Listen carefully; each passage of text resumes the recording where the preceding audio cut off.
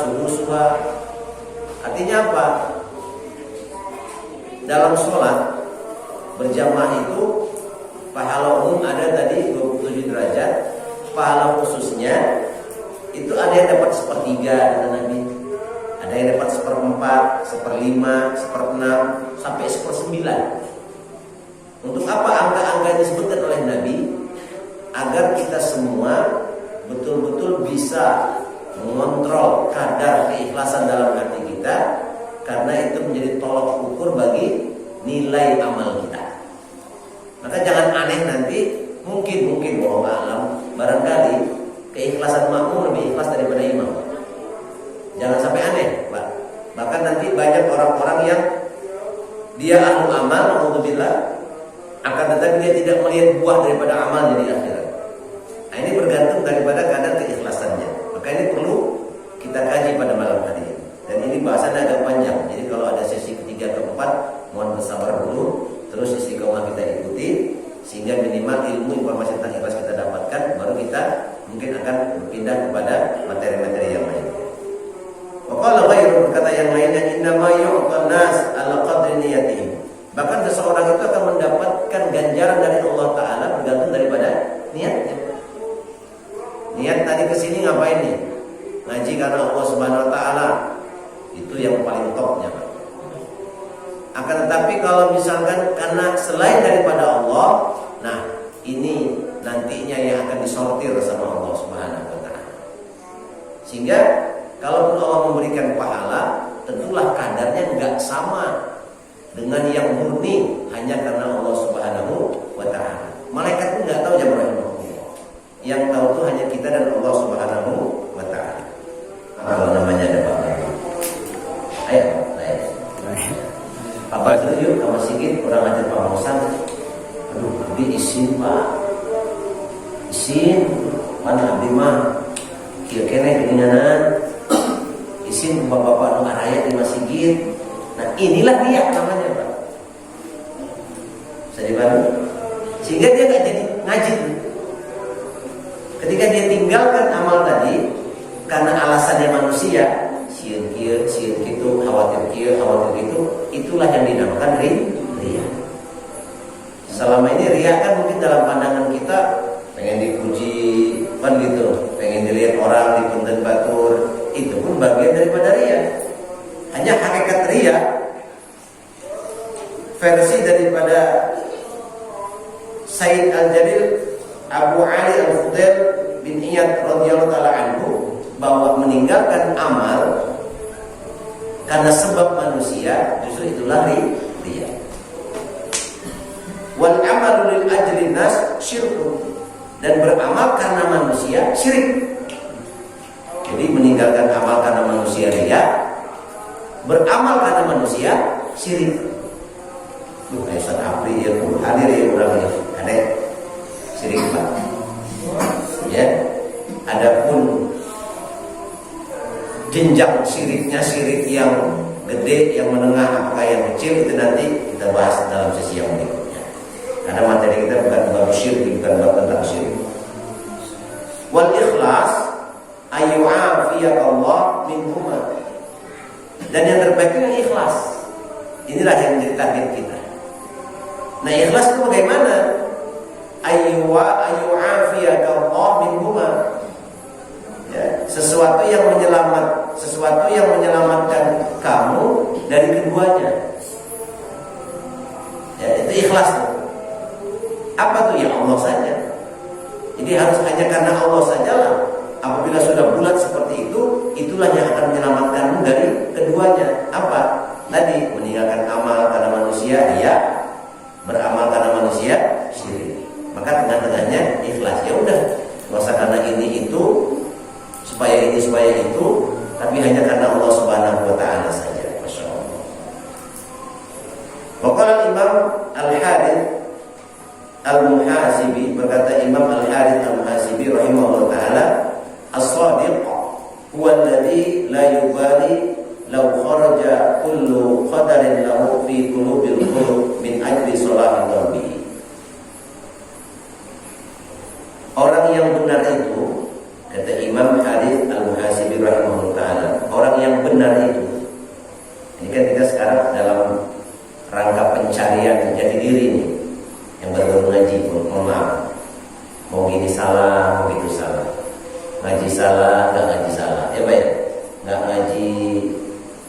khawatir ketemu dengan Pak Ustaz sama jemaah masjid, mau ngaji takut dibilang Pak Kiai, kan gitu, takut dibilang Pak Haji, kan gitu Pak. Nah, maka beliau menjelaskan as-shadiq, ya, orang yang benar itu alladzi la yubali law kharaja kullu qadarin lahu fi qulubil qulub min ajli salahi qalbi, yakni seseorang yang tidak pernah menghiraukan apapun pendapat, apapun perasaan dari hati orang lain, ya, dalam rangka untuk pembenaran hatinya. Jadi dia nggak peduli dengan perasaan orang, nggak peduli dengan komen orang, lurus saja ke depan, ya, dia nggak peduli itu semua. Wala yuhibbu itlaqun nas ala mathaqil dzurri min husni amalihi, dan dia pun tidak suka atau tidak membutuhkan penilaian manusia terhadap nilai baik amalnya walaupun sebesar semut, dia nggak peduli.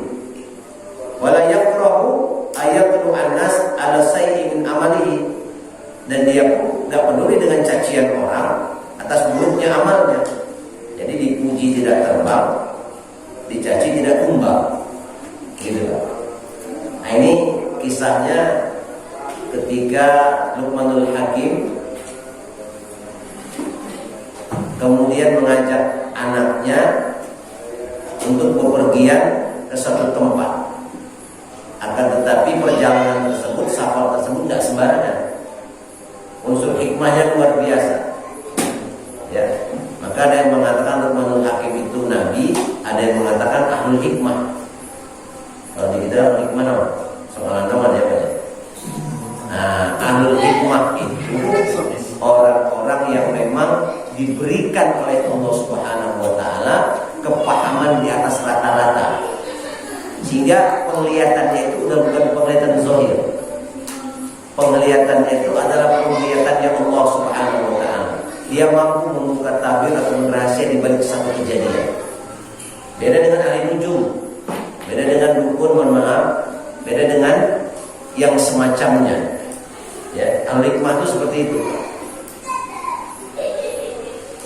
Bagaimana kisahnya? Suatu ketika Luqmanul Hakim itu melakukan safar perjalanan dengan anaknya. Kemudian kendaraan mereka berdua seekor keledai. Maka Luqmanul Hakim memerintahkan kepada anaknya, "Wahai anakku, silakan engkau yang naik. Ayah yang menuntun keledai ini." Jalan masuk satu kampung. Ya, masuk satu kampung, ada beberapa warga masyarakat di situ komentar. Dan itu terdengar oleh mereka berdua. Ya, apa komentar warga kampung di situ? Eta budak, itu anak durhakanya luar biasa. Enak-enakan dia di atas, ayahnya yang menuntun. Betul ini anak, nggak ada hatinya, nggak ada pikirannya. Ya, maka terdengar oleh mereka berdua. Kata Luqmanul Hakim kepada anaknya, tuh dengerin dulu. Itu komentar pertama kata Luqmanul Hakim. Kemudian berganti posisi Pak. Luqmanul Hakim di atas mengendarai keledai tersebut, anaknya yang di bawah nuntun. Jalan masuk ke kampung yang lain. Pun ternyata komentar juga. Dan terdengar oleh mereka berdua. Apa komentar warga masyarakat tersebut? Ini bapak, otaknya nggak tahu disimpan di mana ini. Betul-betul nggak punya perasaan. Kok tega-teganya nyuruhin anak nuntun keledai, dia enak-enakan numpahkan keledai. Kata Luqmanul Hakim, tuh dengar komentar berdua. Ya Pak ya? Allah. Akhirnya dilanjutkan perjalanan. Hanya posisinya dirubah lagi. Luqmanul Hakim dan anaknya dua-duanya naikin keledai tersebut. Ditumpahkan keledai keduaan. Masuk ke kampung yang lain lagi, komentar juga. Dan terdengar komentar tersebut kepada mereka berdua. Apa kata warga sampaikan di situ. Ini manusia kok bukan. Udah tahu keledainya satu, kok malah dinaikin berdua. Berat atuh. Gak punya hati ini orang, gak punya perasaan. Nyiksa kepada hewan. Senyum aja tuh Pak Al-Habib. Ya, kemudian dia katakan sama anaknya, tuh dengerin komentar gitu.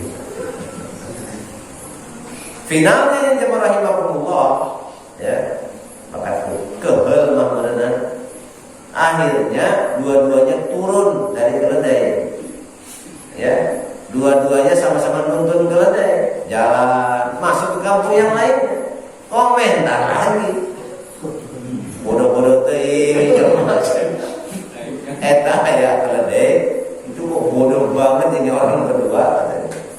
Keledai ada bukan malah dinaikin, malah dituntun. Kata Luqman lagi, begitulah andai kata kita terlalu sering, terlalu fokus mendengarkan komentar orang lain. Padahal fa'ilnya, pelakunya kita. Seharusnya kita yang lebih tahu. Ngapain kita ngurusin hati orang lain, apalagi komentar orang lain. Maka muadzin itu Pak, ya, ghalibnya umumnya itu posisi tangannya bagaimana ketika azan? Ditutup itu telinga. Supaya apa? Supaya gak usah ngedengerin komentar orang. Karena yang bagus pun suara muadzin di komentaran. Menjorek patut ngomong. Ada goreng mah aja. Gitu. Ya itulah manusia, berarti namanya manusia itu Pak. Atau yang kedua, kenapa kok harus telinga sendiri yang ditutup? Ya karena telinga kita dua, tangan kita dua. Ini nggak bakalan mampu nutupin mulut orang semuanya satu-satu supaya jangan komentar kalau orang ngomong. Maka titik amannya ya telinga kita yang kita tutupin. Adapun kebaikan yang diucapkan, yang diujarkan, yang disampaikan, ini harus tetap terus tanpa kesal. Ada istilah, biarlah anjing menggonggong, kafilah tetap berlari. Ya Pak ya? Ya memang seekor anjing itu memang biasanya menggonggong. Gak ada hai, gak ada. Ya Pak ya? Memang begitu. Ya, mohon maaf. Gak ada maksud muatan nyindir-nyindir, gak ada. Karena memang begitulah nasihat orang-orang tua kita di zaman dahulu. Maka kita nggak perlu memperhatikan kiri kanan, masya Allah. Ya, hak kebaikan kebenaran yang kita lakukan terus saja pada koridornya. Kita nggak butuh penilaian-penilaian manusia, nggak butuh komentar-komentar manusia, nggak butuh pembenaran-pembenaran dari manusia, dan kita nggak perlu menggubrisin apa yang mereka salahkan kepada kita. Selagi memang yang kita lakukan adalah hak, dan itu karena Allah Subhanahu wa taala, keterangan dari Qur'annya ada, keterangan dari hadisnya ada, kaul para alim ulamanya ada, contohnya ada, bismillah. Adapun komentar-komentar orang anggap aja angin lalu jamaah rahimahullah. Maka apa yang disampaikan barusan betul. Sehingga Hudzaifah Al-Qurashi rahimahullah ta'ala berkata, al-ikhlas an tastawiya af'alul 'abd fi zahir wal batin. Ikhlas itu adalah ketika samanya, balannya, akurnya perbuatan seorang hamba, baik yang bersifat zahir maupun yang bersifat batin. Ini saya rasakan Pak. Saya nggak usah ngambil contoh orang lain. Sering hati ini bergemuruh ketika misalkan saya jadi imam di satu masjid yang di belakangnya itu orang-orang kaya, yang di belakangnya itu para pejabat, ya orang-orang puas, misalnya kan gitu. Pengennya satu juz gitu ya Pak, sarakaan teh.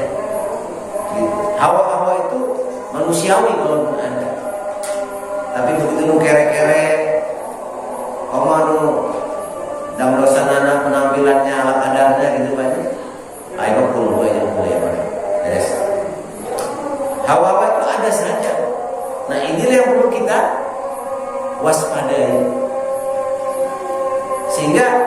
kalau misalkan judulnya adalah sholat, yang jadi patokan kita itu kaidahnya. Gimana biar aman nih nilai sholat kita dalam bacaan? Kalau dia seorang imam, faqra'u ma tayassara minal Qur'an. Bacalah yang mudah-mudahnya saja, yang kamu bisa, yang kamu mampu. Oh, saya hafiz ini 30 juz. Iya, yang sholatkan bukan hanya kamu, tapi makmumnya juga ada. Ada orang tua, ada anak muda. Insya Allah pada sehat semua. Tapi kan mungkin ada satu dua yang maksain karena dia sakit misalkan. Maka itu kaidahnya. Begitu pula dalam perkara-perkara yang lainnya. Sehingga kadar kualitas daripada amal kita ini nggak bisa kita sejajarkan sama orang. Apalagi kita yang masih hidup ingin menjadi contoh bagi yang hidup lagi, itu agak sulit.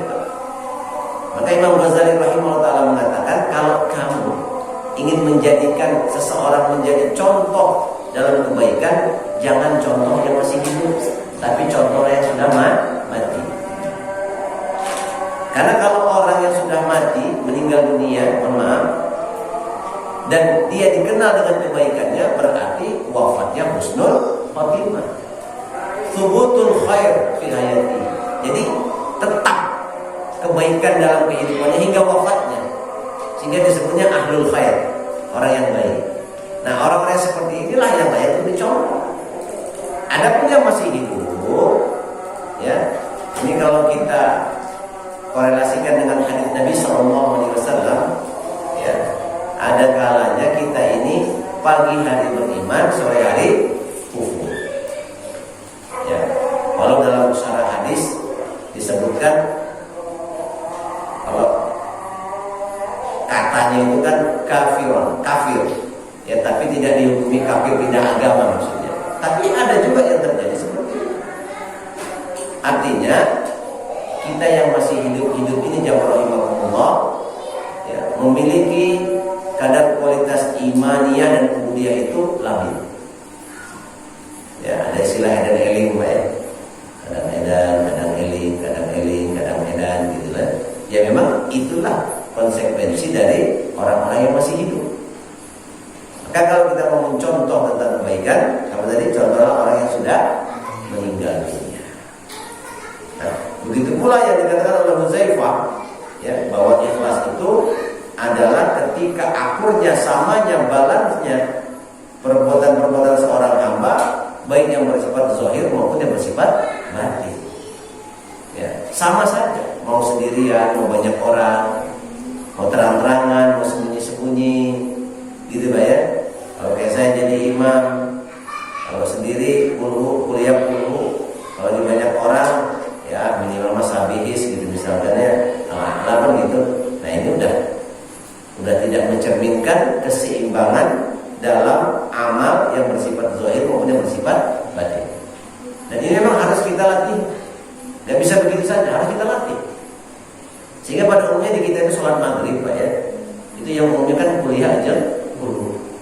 Walaupun memang itu ada tuntunannya, jangan dibilang gak ada dalilnya, ya, ada tuntunannya. Bahkan udah hampir kayak wajib di kita malah maghrib itu kuliah aja dulu.